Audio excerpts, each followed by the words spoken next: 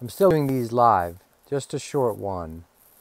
I'm still doing these live because it's easier for me to record them and edit them like I used to. It takes a lot of time. So if you don't like the quality of it, focus on the message and not the surface. Don't be a surface person is my recommendation. I may go back to doing edited videos when I have time and space. True rebellious acts in relationships. What's a true rebellious act in the form of relationships with other souls? Not cheating on each other, not running around hiding, not acting out like a child.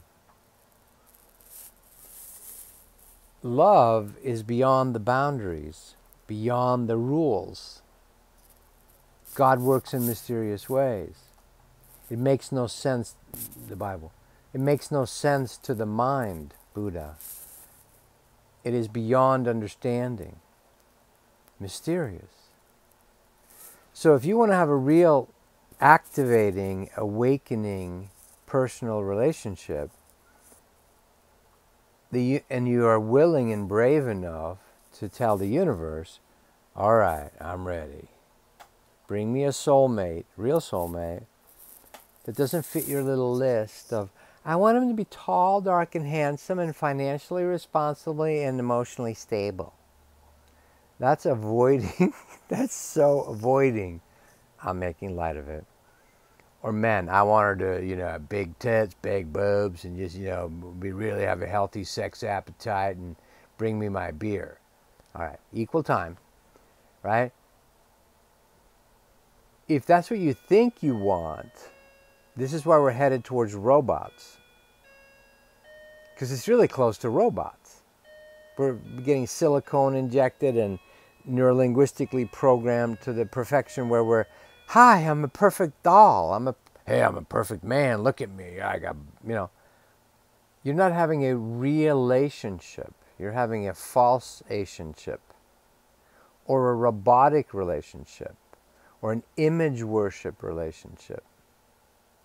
So some years ago, 20 plus years ago, Mother, Divine Mother, Father, Mother, Source, all that is, I was sitting in my apartment, and I had gone through a dark night of the soul. I was 29, 30, I was probably 31 at the time, 30, I don't know, a little older. I'd gone through a dark night of the soul, a real cleansing, beautiful but terrifying and very undoing and discombobulating. And one day Mother shows up in my room, amongst a bunch of other spirits would show up. Father himself, God himself, Mother herself, and many others. Sounds crazy, I understand. I grew up in a scientific, atheistic Swedish household. Don't worry. I went to little public, meaning private schools in England and all that. So if I can come out of the matrix, anyone can. Or this cultural programming. Mother shows up and goes, and prompts me, even though she's very tricky, she doesn't know, I don't know till later, but out of my heart comes, if there's an aspect of you that it would be mutually appropriate, whatever. These aren't the words. You do it with your heart, but these are the descended words I'm explaining it with. That it would be appropriate for me to have an interaction relationship with. I'm open. And then I add in whatever form that comes. And then Mother got excited. She whispered in my ear, any form? And I was like, oh shit. If I acquiesce, say yes to this, something's coming. And it's not going to be predictable. It's going to be mysterious. Unpredictable to the mind program, the matrix, the controlling cultural programs. A week later, I got a phone call from a woman, and I was hiding out from the world, and she invited me out. And it turned out to be my friend Peter had met her at some business meeting, and the first night Joy and I met, it was just totally serendipitous. 4th of July, Independence Day for her, her grandma's birthday, that was her sort of her godmother, guide, massive stuff. But it was so different on the surface. She came from conservative Christian, just sort of a American Western. And I would see her as this Atlantean priestess. And she's like, you're crazy. For the first 30 days, I'm telling the universe out loud, I hope you know what you're doing. Because on the surface, it doesn't look like this is for us. I'm crazy to her. I'm scaring her kids. I still do. I mean, I'm into Shiva yoga. You know, they're like Christian fundamentalists, basically raised. They just don't understand me, you know, which I understand. And I try to kill it several times. So anyway, on the surface, she's friends with old cattle baron ladies, you know, and on the board of Goodwill. And I mean, she's an established, you know, powerful soul. And we've had ancient relationships. But on the surface, it doesn't look. Why are you guys together? People have actually said that. A few years ago, we were on a trip to visit some people that are very sophisticated and part of the nouveau intelligentsia and the advanced spiritual stuff in a certain country, and I don't want to give it away, and I love you guys. And when we went out to lunch, at one point, one of the partners looked at me and said, "Why are you guys together?" He actually said it the other way. He said, "Why are you with Joy?"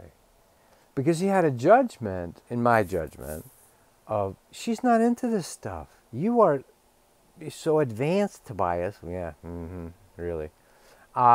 With all this spiritual cutting-edge avant-garde stuff, why are you guys together? It just didn't compute because of that program we have of how it should look. They don't belong together. That's surface. That's the first 3 layers. You're stuck on the physical or personality or programming, and those people should match and be together. And then I had clients through the years. I remember once I had a spiritual medium. You know, just moving up to Lilydale, New York, which is this famous spiritual mediumistic community. Look at it, Lilydale. It's been doing it for 100 years. Everyone's a psychic and a healer, and they all live in a town up in Lilydale, New York. And he was gay, and he said, but Tobias, I'm kind of stuck. There's nothing moving and no energy moving. And I said, well, are you ready to ask Spirit for what could be the next move, the next step for you? And I asked 2 or 3 times. And even so, it doesn't always mean we're ready to hear it. And Spirit said, ask him if he's ready for whatever type of relationship to come his way. Even heterosexual. And you could feel the fear in him, like it is in all of us. When something new, when change comes, we're like, oh no, don't ask me to do that, God. Don't ask me to do that, the universe. That's the one place I don't want to go. Well, if you're on the way, feel that, on the way to oneness, doesn't it make sense that your soul, God, source, will ask you to love something that you've terribly judged? What a great way to merge polarities. So real rebellious act in relationship, in my view, and don't do this too soon because it's a lot of upheaval. It's not been easy for Joy and I.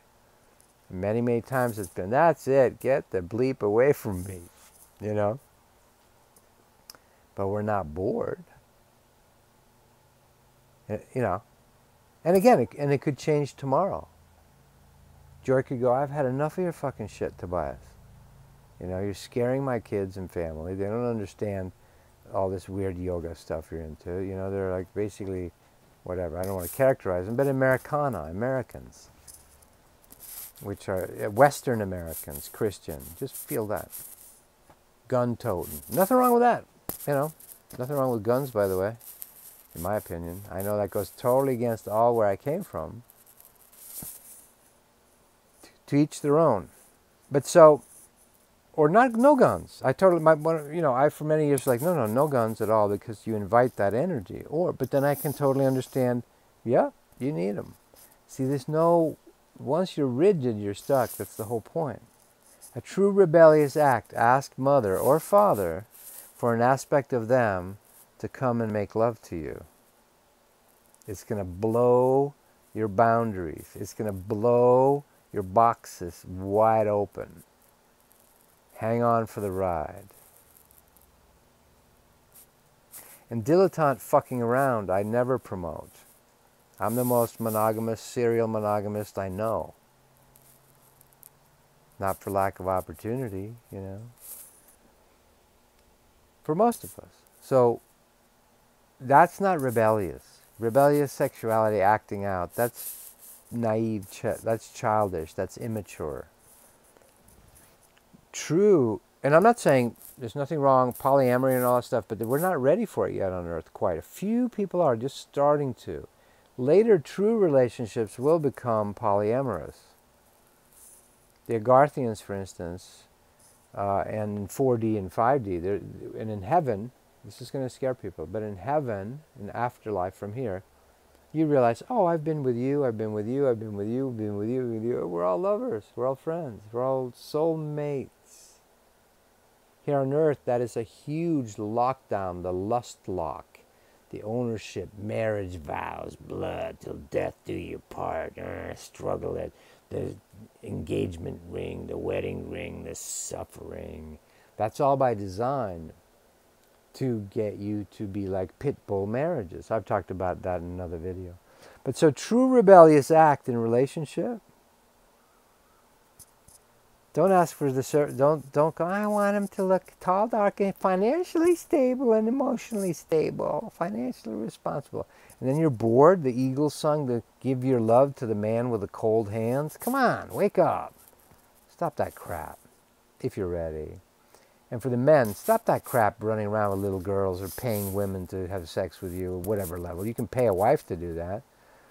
One of the clients I had years ago, was like, she just told me, yeah, he gives me $300, just puts it under the pillow every time we have sex. And they used to have tons of New Yorker money, very powerful people.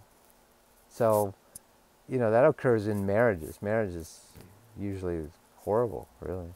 Keep it fresh and alive. Mother, Father, bring me an aspect of you, of myself. Make a true act, a rebellious act towards freedom out of the matrix. When you're ready, I'm not promoting you to do it because it's very discombobulating. If you got kids and family, still very important that the kids have stability and know that mom and dad love each other. That's the key. That's the key. Not some forced, horrible, resentful, stuck inside relationship marriage, of course. So, ask the universe. It's going to look different on the surface. Or, in my book I say God is omnisexual. I believe that. God has no body preference. God loves all bodies. And we're going through a major painful birthing about that with the whole LGBT transgender stuff, because ultimately we're androgynous. Hello, David Bowie and Annie Lennox. Thanks for showing us the way. Ultimately we're androgynous. The soul has no sex. Come on. But and there's nothing wrong with enjoying sex roles, like very male, very female. It can be really beautiful, very fun. And then there's other souls that are into merging the polarities. Ask for your next step, if you're brave enough, and if it's time. Caveat emptor, soul beware. Don't ask for it too soon.